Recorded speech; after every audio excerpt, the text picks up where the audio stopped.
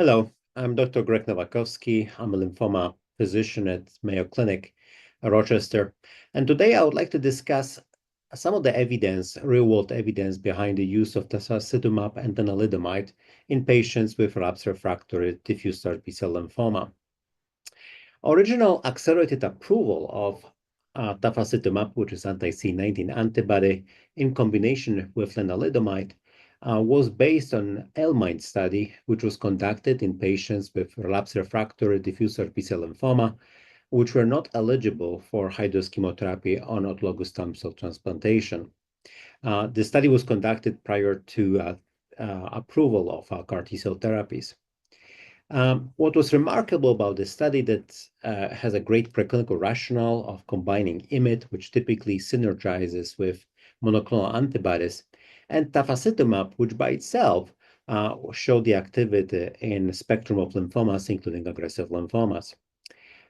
This combination resulted in a very high response rate of approaching 60%, and about 40% of those responses were actually complete responses. What was really important that those responses were quite durable, with a duration of response at 36 months approaching 50%. What was also evident in the L-MIND study was that the patients were treated in second-line therapy, so relapsing immediately after R-CHOP, were the ones who appeared to be having higher benefit in terms of the both higher response rates initially of approaching 70%, and also durability of responses and progression-free survival was improved in those patients. Now, the approval was approval as a doublet, so in combination of tafasitamab and lenalidomide, and this really brought the question how this doublet combination would compare to single-agent lenalidomide therapy. And for that reason, a REMIND study was designed, and this was the study which looked at lenalidomide monotherapy and compared it to this doublet.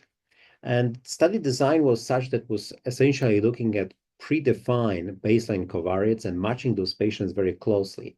So it's very different than just looking back retrospectively and trying to pull the patients which were treated with this regimen.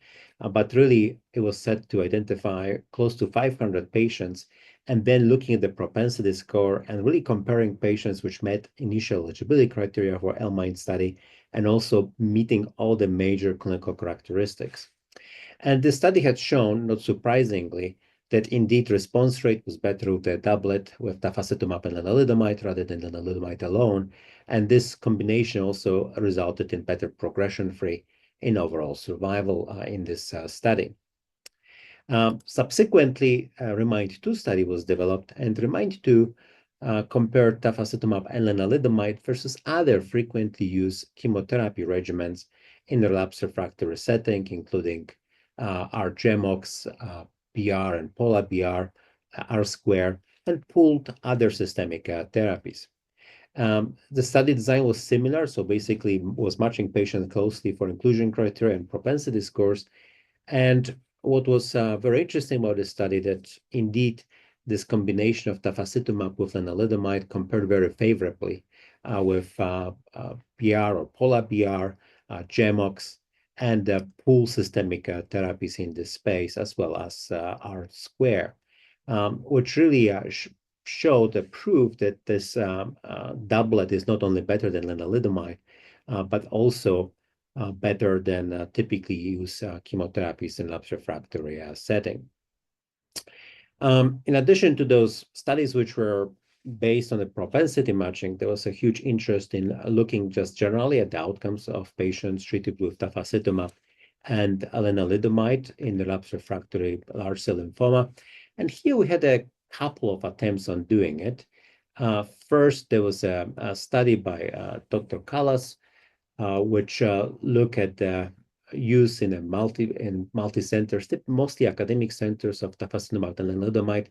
And this study has shown that some of the patients with very aggressive disease, which were typically not meet the initial L-MIND study criteria, did not have as of a good outcomes with this regimen, which perhaps is not surprising because those patients were quite heavily pretreated with often other comorbidities. Subsequent studies, and recently we had seen abstract presented at ASH by Dr. Saverno, of the use mainly from community sites and also some academic sites, have shown that in a population which meets the inclusion criteria for L-MIND study, the results in terms of the response rates and durability of response were quite comparable to L-MIND in real world, which is very encouraging.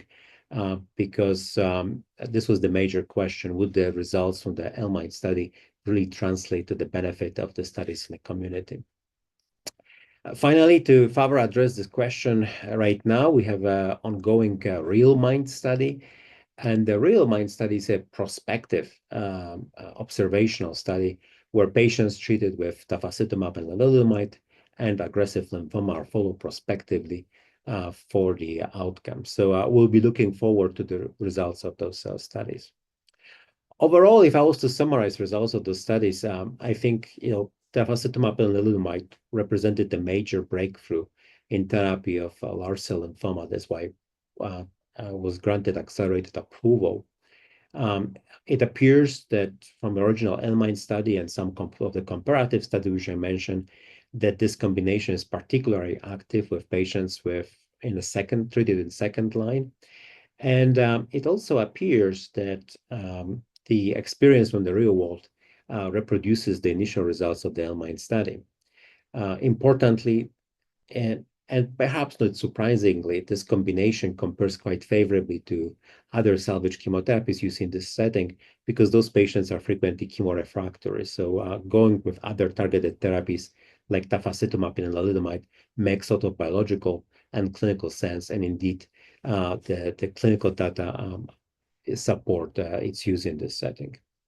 Finally, I would mention that this combination is being evaluated now also in a frontline setting. So there's a frontline study which combines tafasitamab and lenalidomide with R-CHOP and is compared to R-CHOP alone. This study completed its accrual, and we are very eagerly awaiting the results of this study because we would expect that this regimen, which is so active in the relapsed refractory setting, can really make a huge impact and difference in the frontline treatment of patients with large cell lymphoma. Thank you very much for your attention.